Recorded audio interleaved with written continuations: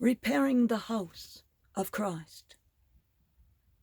While at the blessed Portiuncula in Assisi, one of the small churches that St. Francis thought to restore after Jesus had asked him to repair his house. At that time, St. Francis would never have thought that the Lord was asking him to give his life to renew not the church made of stone, but the one of persons, of men and women who are the living stones of the church. We are here today precisely to learn from what St. Francis did. St. Francis liked to stay and pray for long periods in these little churches. He would recollect himself here in the silence and put himself in an attitude of listening to what God wanted of him. We too have come, some physically, and the rest of us in spirit, for this same reason.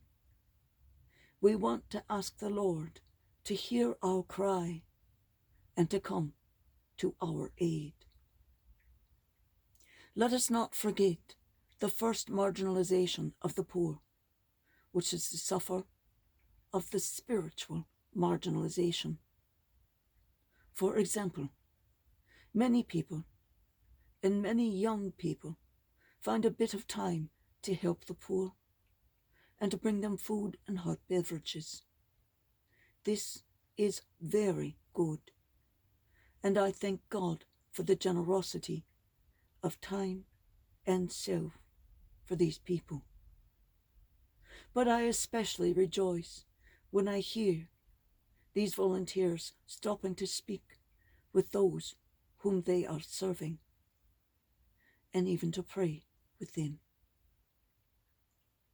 So our being in the Portiuncula reminds us today of the Lord's company, that he never leaves us alone. He always accompanies us in every moment of our lives. The Lord is with us now, today. He is accompanying us as we attend the Portiuncula, physically or in spirit. He is listening. He is in prayer and in testimonies given. It is he with us now.